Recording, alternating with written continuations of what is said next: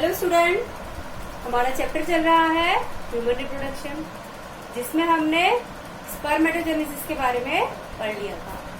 तो आज हम स्पर्म के स्ट्रक्चर के बारे में जानेंगे। ये मैंने एक डायग्राम बनाया है स्पर्म का, और जो स्पर्म होता है वो हमारा मेल गैमेट होता है, मोटाइल होता है यानी कि मूव कर सकता है, गतिशील होता है वो, और फ्लैजिलेट होता है, उसके अंदर फ्लैजिला पाई जाती है। इसका साइज लगभग 50 मिली माइक्रोन होता है, और 50 माइक्रोमीटर होता है इसका साइज लगभग। और इसकी जो वायबिलिटी होती है, वायबिलिटी यानी कि इसके अंदर जो ओवम है उसको फर्टिलाइज करने की क्षमता है, वो लगभग 24 आवर्स तक रहती है। और जो सीमन है उसमें लगभग 5 ml सीमन में 200 से 300 मिलियन स्पर्म पाए जाते हैं। 5 ml सीमन में लगभग 200 से 300 मिलियन स्पर्म पाए जाते हैं। अब हम स्ट्रक्चर की बात कर लेते हैं। तो जो स्पर्म है उसको हम 4 पार्ट में डिवाइड कर सकते हैं। First part head, second part neck, third part middle piece and fourth part tail. जो नेक है वो बहुत छोटा सा स्मॉल सा सेक्शन है, तो उसको लेकिन फिर भी हम अलग से काउंट करते हैं। जो हेड है, हेड के अंदर मेनली 2 स्ट्रक्चर पाए जाते हैं। एक स्ट्रक्चर है एक्रोसोम और दूसरा है न्यूक्लियस। तो हेड के अंदर क्या क्या पाया जाता है? हेड के अंदर एक्रोसोम पाया जाता है और दूसरा स्ट्रक्चर पाया जाता है न्यूक्लियस। एक्रोसोम किससे बनता है? अपने लास्ट वीडियो में भी मैंने बताया था। तो जो एक्रोसोम होता है वो गोल्गाई बॉडी मिलकर बनाते हैं। जो गोल्गाई सिस्टर्नी होती हैं वो आपस में फ्यूज हो जाती है, जुड़ जाती हैं और एक्रोसोम का निर्माण करती हैं। और ये हेड में सबसे एंटीरियरली एक्रोसोम ही पाया जाता है। और जो एक्रोसोम है उसके अंदर स्पर्म लाइसिस यानी कुछ एंजाइम्स पाए जाते हैं जो फर्टिलाइजेशन के समय स्पर्म की हेल्प करते हैं ओवम के ऊपर पाई जाने वाली लेयर्स को डाइजेस्ट करने में, जिससे कि स्पर्म ओवम के अंदर एंटर हो सके। तो पहला पार्ट एक्रोसोम हेड रीजन में पाया जाता है स्पर्म की, और कैप शेप स्ट्रक्चर होती है। इसके अंदर कुछ डाइजेस्टिंग एंजाइम्स पाए जाते हैं जिनके नाम मैंने आपको बताए थे। हाइलुरिनिडेज होता है, कोलेजिनेज होता है, और ये ओवम के ऊपर जो लेयर्स होती हैं उनको डाइजेस्ट करने में हेल्प करते हैं स्पर्म के। दूसरा पार्ट है न्यूक्लियस। न्यूक्लियस बताया था कि न्यूक्लियस का जो मटेरियल होता है, न्यूक्लियर मटेरियल, वो कंडेंस हो जाता है, बहुत कम रह जाता है। उसके अंदर केवल जेनेटिक मटेरियल होता है और बेसिक प्रोटीन होते हैं। बाकी सारा जो मटेरियल है न्यूक्लियस का उसको डिस्कार्ड कर दिया जाता है। उसकी शेप चेंज हो जाती है। आगे की तरफ से एंटीरियरली वो कैसा होता है? पॉइंटेड, नुकीला होता है, और पीछे की तरफ उसमें एक गड्ढा होता है। तो ये हमारा न्यूक्लियस। और न्यूक्लियस का काम क्या होता है? न्यूक्लियस का काम है जेनेटिक इंफॉर्मेशन को कैरी करना। अब न्यूक्लियस के नीचे पाए जाते हैं 2 सेंट्रियोल।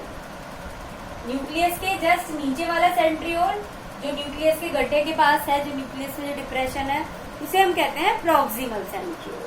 और इस प्रॉक्सिमल सेंट्रियोल का काम होता है कि जब जाइगोट का डिवीजन होता है तो ये उसमें हेल्प करता है, जो डिवीजन के अंदर हेल्प करता है। और दूसरा जो सेंट्रियोल है वो कहाँ है? इसके नीचे है, ये नेक रीजन में होता है दूसरा सेंट्रियोल। इसे कहते हैं हम डिस्टल सेंट्रियोल। और डिस्टल सेंट्रियोल से निकलते हैं एक्सियल फाइबर। इससे 2 एक्सियल फाइबर निकलते हैं। ये हमारा डिस्टल सेंट्रियोल है और इससे ये एक्सियल फाइबर निकलते हैं।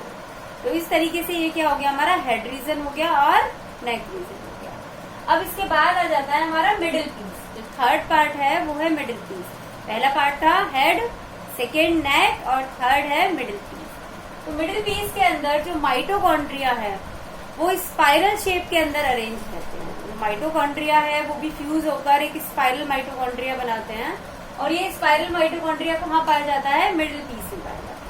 और माइटोकॉन्ड्रिया का काम क्या है कि स्पर्म को एनर्जी प्रोवाइड करता है मूव करने के लिए। तो ये हमारा क्या हो गया, मिडिल पीस। इसके बाद आ जाती है हमारी टेल। जो टेल है वो स्पर्म का बहुत लंबा, सबसे लंबा भाग होता है, और स्पर्म का जितना साइज है उसका लगभग 80% भाग टेल बनाती है। तो टेल क्या है, स्पर्म का सबसे लंबा भाग है, और लगभग 80% जो भाग है स्पर्म का वो टेल ही बनाती है। टेल के अंदर फाइबर पाए जाते हैं, 2 तो एक्सियल फाइबर हैं और 9 फाइबर पाए जाते हैं पेरिफेरल फाइबर। इसके अंदर 9+2 का अरेंजमेंट होता है फाइबर का। 2 फाइबर एक्सियल जो किससे निकल रहे हैं, डिस्टल सेंट्रियोल से, और 9 फाइबर्स होते हैं। एक रिंग लाइक स्ट्रक्चर होती है स्पर्म के अंदर जिसे हम रिंग सेंट्रियोल भी कहते हैं, वैसे सेंट्रियोल नहीं होता है। तो एक रिंग लाइक स्ट्रक्चर पाई जाती है, उससे 9 पेरिफेरल फाइबर निकलते हैं। तो फाइबर का अरेंजमेंट कैसा होता है, 9+2 का होता है। तो जो टेल है, टेल का काम क्या है, टेल मूवमेंट में हेल्प करती है। अब ये जो जितने भी स्ट्रक्चर है, ऊपर वाली मेम्ब्रेन क्या है, ये प्लाज्मा मेम्ब्रेन है। इस मेम्ब्रेन को क्या कहेंगे, ये हमारी है प्लाज्मा मेम्ब्रेन।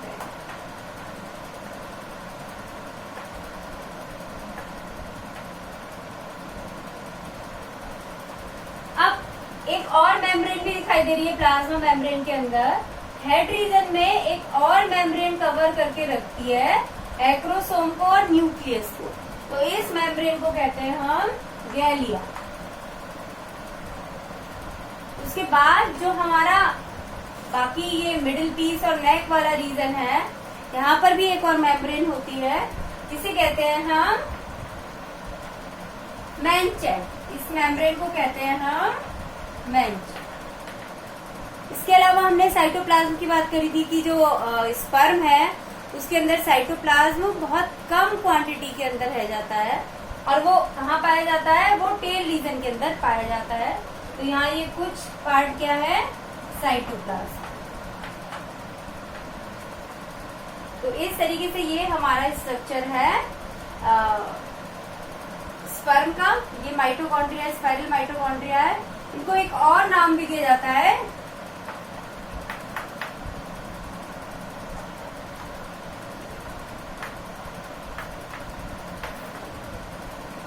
ये जो स्पाइरल माइटोकॉन्ड्रिया है इसको एक और नाम से भी जाना जाता है, इसे कहते हैं निम्बरकन। इसे कहते हैं निम्बरकन। तो एक बार हम रिवाइज कर लेते हैं। जो स्पर्म है वो हमारा मेल गैमेट होता है, फ्लैजिलेट होता है, यानी इसके अंदर फ्लैजिला पाए जाते हैं। इसके अलावा ये मोटाइल होता है, गतिशील होता है, ये मूव कर सकता है, जिससे कि ये ओवम तक पहुंच पाता है फीमेल रिप्रोडक्टिव ट्रैक्ट के अंदर, यानी मादा जनन तंत्र के अंदर ये ओवम के अंदर पहुंच पाता है। कैसे, क्योंकि ये गतिशील होता है। अब गति किसके द्वारा करता है, फ्लैजिला के द्वारा करता है। ये इलांगेटेड स्ट्रक्चर है, लंबा होता है, इसका साइज लगभग 50 माइक्रोमीटर होता है, और इसका लगभग 80% भाग इसकी टेल बनाती है। जो टेल है स्पर्म को मूवमेंट में मदद करती है।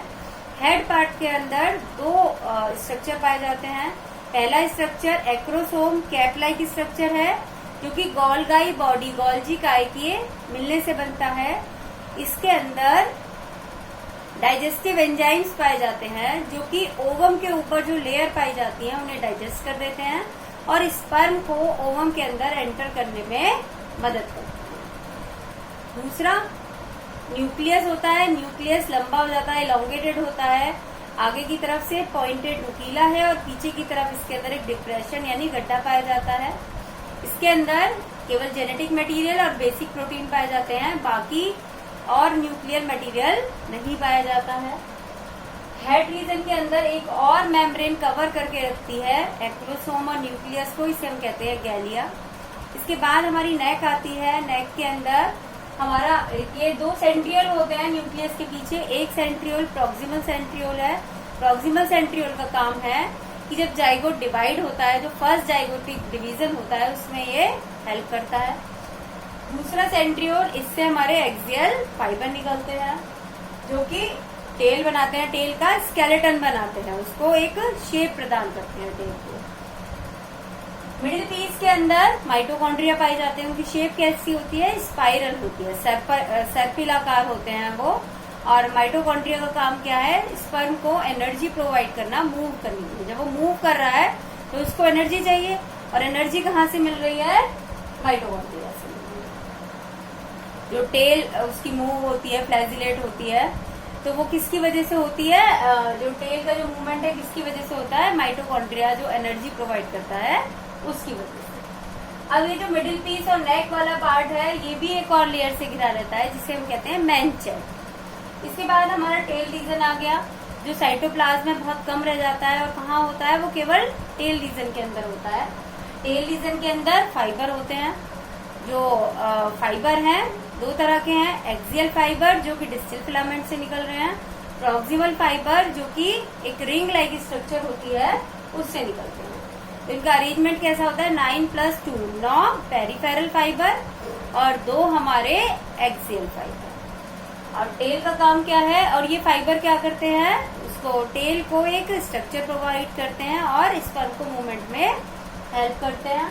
और टेल का काम स्पर्म को मूवमेंट में हेल्प करना। अब जो हमारे स्पर्म होते हैं, टाइप्स की बात करें तो जो स्पर्म है दो तरह के होते हैं, एक होते हैं गाइनो और दूसरे होते हैं एंड्रो। गाइनोस्पर्म और एंड्रोस्पर्म। जो गाइनोस्पर्म है वो स्पर्म जिनके अंदर एक्स क्रोमोसोम पाया जाता है, वो कहलाते हैं गाइनोस्पर्म। देखो जो मेल है उनके जो लिंग गुणसूत्र होते हैं दो तरह के होते हैं, एक एक्स होता है उनके अंदर और एक वाई होता है। तो जब गैमेट की फॉर्मेशन होती है तो कुछ गैमेट के अंदर एक्स क्रोमोसोम जाएगा और कुछ के अंदर वाई क्रोमोसोम जाएगा। तो जिनके अंदर एक्स क्रोमोसोम जाता है वो गाइनोस्पर्म होते हैं, और जिनके अंदर वाई क्रोमोसोम जाता है वो एंड्रोस्पर्म होते हैं। और जो ओवम है वो एक ही तरह के होते हैं, सभी के अंदर एक्स क्रोमोसोम होता है। तो अगर गाइनोस्पर्म फर्टिलाइज करता है एग को, तो जो बेबी है वो कैसा होगा, फीमेल होगा। और अगर एंड्रोस्पर्म फर्टिलाइज करेगा एग को तो बेबी कैसा होगा, मेल होगा। तो इससे क्या पता चल रहा है कि जो बेबी है, जो फीटस है, उसका जो सेक्स है वो कौन डिटरमिन करता है, टाइप्स ऑफ स्पर्म। अगर एंड्रोस्पर्म है तो मेल होगा और अगर गाइनोस्पर्म है तो फीमेल होगी। तो जो फीमेल को कहा जाता है कि फीमेल इसके लिए रिस्पॉन्सिबल है कि लड़का हुआ या लड़की हुई, तो फीमेल के अंदर एक ही तरह के एग होते हैं सारे, सभी के अंदर एक्स क्रोमोसोम है। मेल के अंदर दो तरह के स्पर्म है, एक गाइनोस्पर्म जिनके अंदर एक्स क्रोमोसोम है और एक एंड्रोस्पर्म जिनके अंदर वाई क्रोमोसोम है। तो अगर बच्चा मेल है या फीमेल है, इसके लिए रेस्पॉन्सिबल ये स्पर्म होते हैं। फीमेल का कोई पार्ट इसके अंदर रेस्पॉन्सिबल नहीं होता है, होते मेल भी नहीं है रेस्पॉन्सिबल। ये तो एक नेचुरल प्रोसेस है, तो ये किसी के हाथ में नहीं है तो कि लड़का होगा या लड़की होगी। लेकिन जो फीमेल को रेस्पॉन्सिबल बताया जाता है इसके लिए, तो ये बिल्कुल गलत है, क्योंकि उनका तो इसमें कोई रोल है ही नहीं।